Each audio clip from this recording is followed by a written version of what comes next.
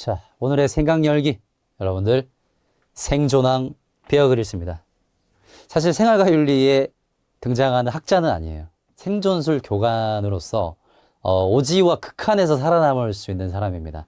지금 이제 버락 오바마, 정말 이 프로그램이 정말 유명하기 때문에 버락 오바마가 출연해가지고 곰이 먹다 남긴 연어를 지금 둘이 나눠 먹고 있어요.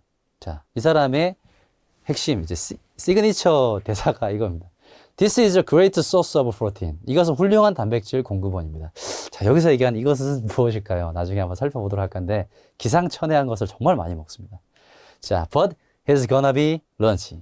하지만 지금은 제 점심이죠. 라고 얘기하고 있는데, 뭘 먹길래, 이렇게 말을 하면서 먹는지, 한번 보도록 하겠습니다. 자, 의식주가 제대로 갖춰져 있지 않은 오지에서 가장 생존력이 강한 사람 중에 한 명이 바로 베어 그릴스예요. 극한의 자연환경에서 살아남고 죽음을 맞이할 정도의 위험한 순간에 전혀 당황하지 않습니다. 특수부대 생존술 전문가예요. 보통 사람들과는 다른 생존력입니다.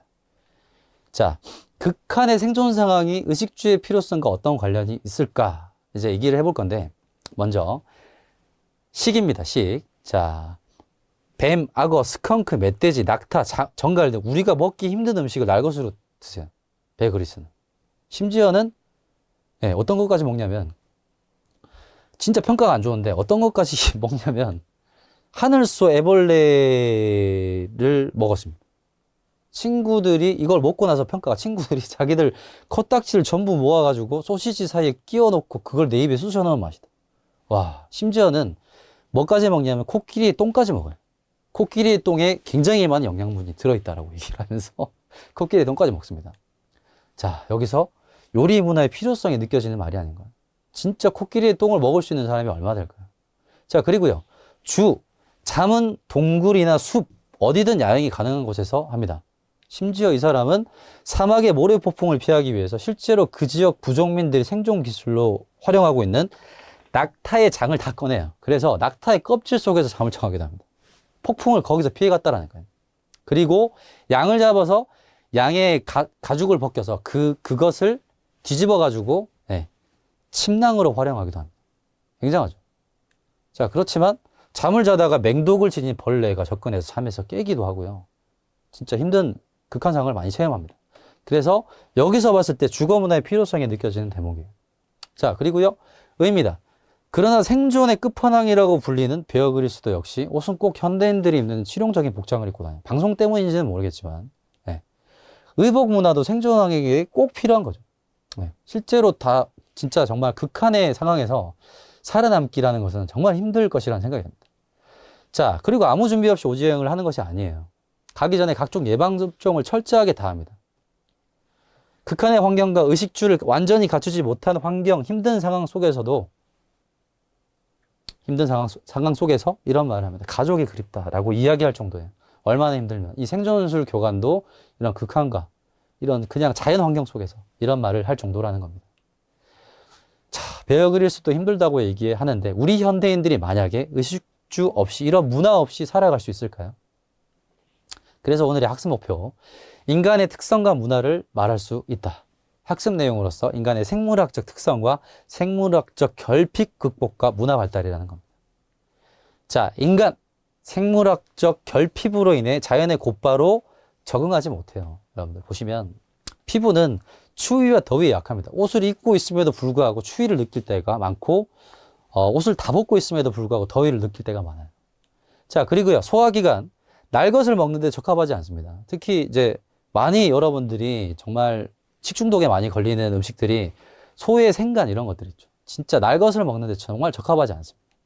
자, 그리고 거주 공간이 필요합니다. 자연 전체를 거주 공간으로 삼기에는 신체적인 방어 능력이 미약하다라는 거예요. 여러분들 여기는 호랑이랑 숲에서 만났다고 쳐봅시다. 진짜 아무것도 안 들고 있는데 호랑이 이길 수 있을 것 같아요, 여러분들?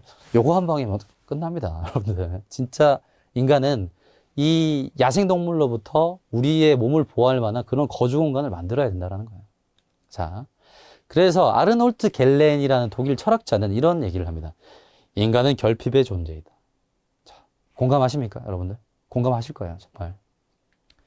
자, 겔렌이 쓴 문화 철학에서는 이렇게 얘기합니다. 인간이 생물학적으로 결핍되어 있는 존재라는 라는 말은 육체에 유리한 환경과 자연적 생존 도구를 갖추고 있지 못한 채로 살아가야 함을 의미한다라고 얘기합니다. 모든 다른 동물들은 인간과 달리 전문화되고 생존할 수 있는 특수 환경을 갖고 있는데 반해 인간의 신체적 특징은 생존에 있어 적절하지 않은 지체로 살아간다라고 얘기를 하죠. 여러분들, 물까마귀라고 까마귀가 물에서 사냥하는 까마귀가 있어요. 물까마귀는 항문에서 기름이 분비되기 때문에 털에 물에 들어가면 절대로 털이 물에 젖지가 않습니다.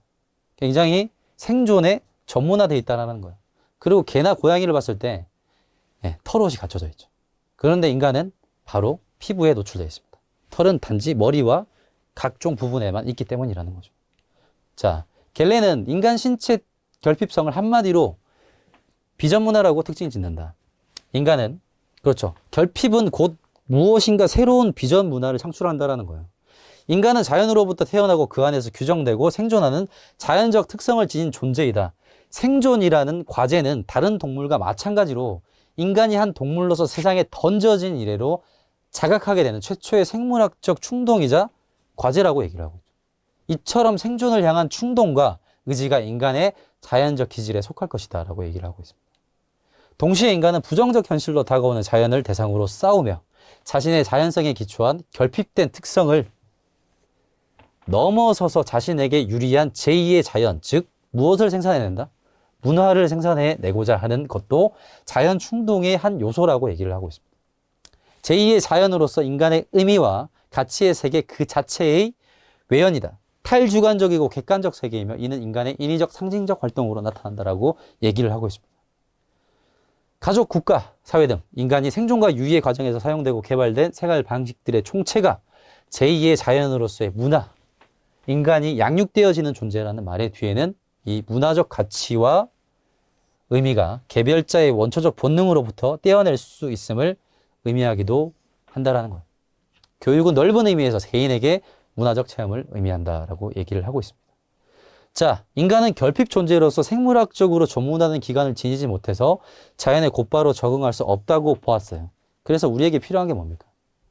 그래서 인간은 생존에 유리한 문화를 만들어서 살아간다라는 거예요. 자, 인간은 생물학적 결핍을 극복하는 과정에서 정신 능력이 발달하게 됩니다. 제2의 자연으로서 문화를 만들었다라는 거죠. 그렇다면 문화는 어떤 의미냐? 문화의 의미를 한번 살펴보겠습니다. 서양의 컬투스, 경작하다 혹은 재배하다라는 것에서 유래가 된 거예요. 자, 인간이 자연물을 인위적으로 가공하면서 만들어진 생활 양식의 총체예요. 자, 예를 들자면 여러분들 숲을 본다면 저기 있는 나무는 문화예요, 아니에요? 저기 있는 나무는 문화가 아니에요, 여러분들. 저 나무를 잘라가지고 여기에다 트리를 꾸몄다? 그 순간 뭐가 되는 거예요? 그 순간 크리스마스 문화가 되는 거예요. 인간이 자연물의 인위적인 힘을 가공해서 만들어진 거라는 겁니다. 자, 여러분들 하품하고 기침하고 트름하고 방귀 뀌고 이런 것들 문화일까요, 아닐까요? 아니에요. 예. 모든 사람들이 보편적으로 할 수 있는 생물학적 특성이기 때문에 이런 것들을 문화라고 얘기하지는 않습니다.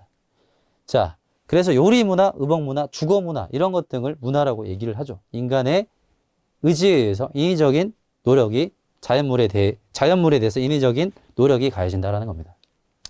자, 그래서 이제 오늘 소개시켜줄 문화를 하나 준비해 왔는데요. 고대 로마 문화입니다. 로마 문화. 여러분들 이거 아시죠, 여러분들? 네, 콜로세움인데요. 여기서 많은 사람들이 모여서 격투를 봤습니다. 기원전 753년부터 소로마 제국이 멸망한 기원 후 476년까지 천년왕국이라고 불리는 고대 로마 문화입니다. 자, 이 로마 문화를 보시면요. 여기는요. 공중 목욕탕이에요. 공중 목욕탕.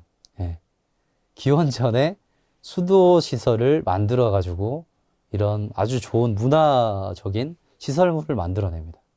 그리고 이제 이거는 1700년도에 만들어지는데요. 굉장한 문화죠. 물은 원래 어디서부터 어디서 떨어집니까? 위에서부터 아래로 떨어지는데 물을 거스르게 해서 폭포를 만들고 분수를 만드는 수준까지 인간의 문화가 이렇게 진보해 왔다는 겁니다.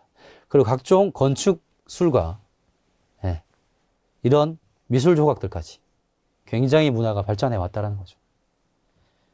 인간의 결핍적 특성을 극복한 것이 바로 이 문화의 힘이라는 사실을 여러분들이 꼭 숙지해 주셨으면 좋겠습니다.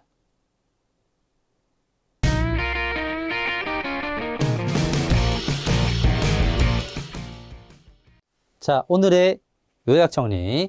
인간의 생물학적 특성에 대해서 한번 살펴봤습니다.